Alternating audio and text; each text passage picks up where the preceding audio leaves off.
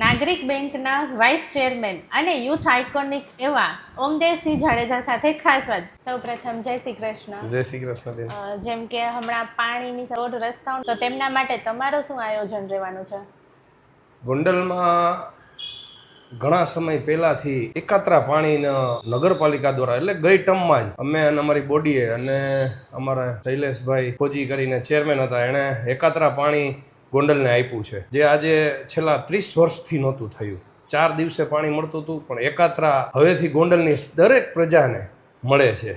એટલે પાણીનો ક્યાંય વિષય હોય કે પાણીની તકલીફ હોય એવું મને લાગતું નથી. કારણ કે હવે મોટા લોકો, મોટા માણસોના ઘરમાં તો ટાંકા હોય, પણ જેને ઝૂંપડપટ્ટી છે, જે નાનું મકાન લઈને ફરે છે, રહે છે, એની પાસે ટાંકો ન હોય, પણ હવે એને ક્યાંય સ્ટોરેજ કરવાની જરૂર નથી, કારણ કે દર એક દિવસે પાણી આવી જાય છે. અને રસ્તાની વાત કરીએ તો અત્યારે ગોંડલ શહેરમાં નાનામાં નાનો, હું માનું છું ત્યાં સુધી 12 જે નવા ડેવલપિંગ વિસ્તાર છે, આમાં પણ એકેય રોડ સિમેન્ટ રોડ ન હોય અને કોઈ કાચો રોડ હોય એવું અમારા ધ્યાનમાં કંઈ આવતું નથી. એટલે વિકાસની જ રાજનીતિ છે.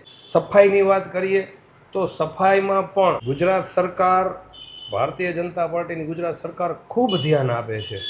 નાનામાં નાની સફાઈને લગતી કોઈ પણ બાબત હોય બેન, એનું સતત મોનિટરિંગ થતું રહે છે. અને નગરપાલિકા દ્વારા પણ જેટલી બને એટલું વધારેમાં વધારે એમાં વિકાસ થાય, ડેવલપ થાય સફાઈની બાબતમાં, એવું થતું રહે છે.